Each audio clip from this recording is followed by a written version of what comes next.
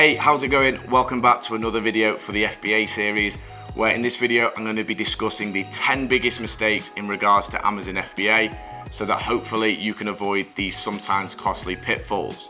Mistake number 1 on the list is selling products on Amazon which have legal product protection, i.e. patents, trademarks and copyright. This is a catastrophic mistake for any seller. You'll likely have your Amazon account either suspended or potentially even permanently banned, which means that you obviously won't be able to generate any more sales. Now, Amazon also have the right to destroy all of the inventory which is legally protected, which is a complete cash burner, and then to make matters even worse, you could potentially be sued. If you are unsure how to check if a product has any product protection, be sure to check out one of my previous course lectures where I walk you through exactly how you can check for product protection before you even start selling that product. Now, the second mistake is not doing enough product research. Make sure you thoroughly carry out research for your product before you commit to selling that product on Amazon. Now, some key points to definitely consider are, is that product in demand? What are the average monthly sales for that product? Are the sales consistent throughout the whole year, or is that product perhaps seasonal?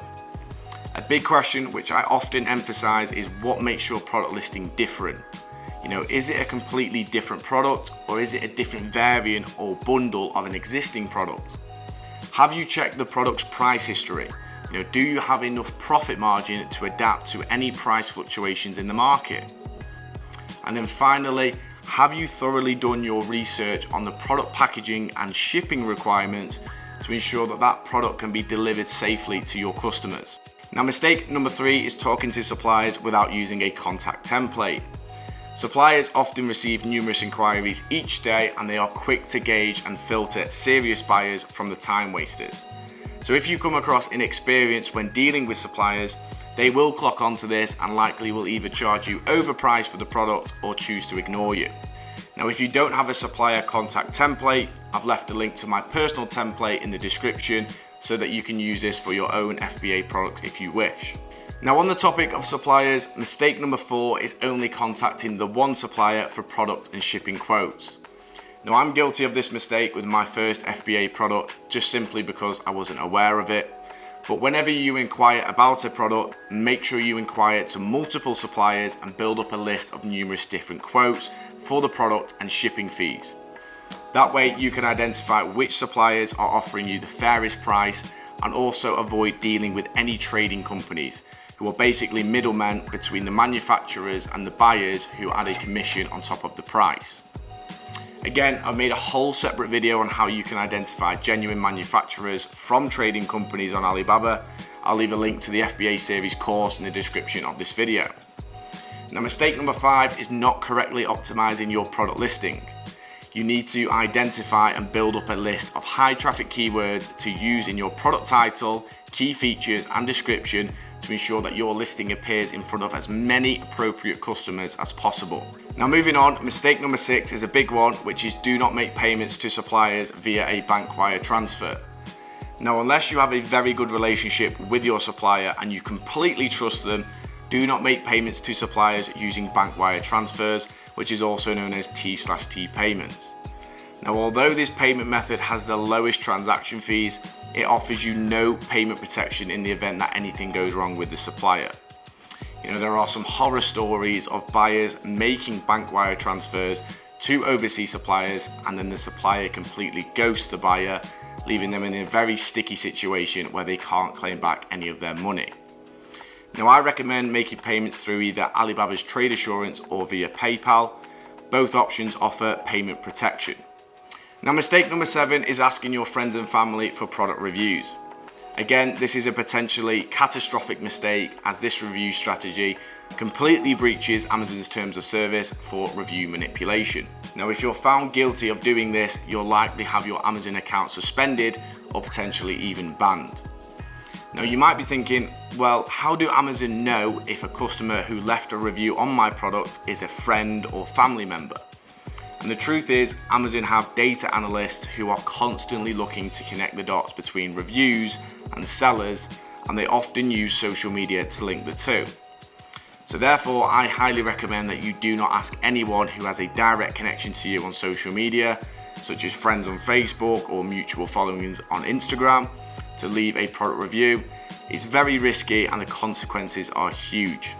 Now, mistake number 8 is not hiring a product inspection service for a first time dealing with a supplier.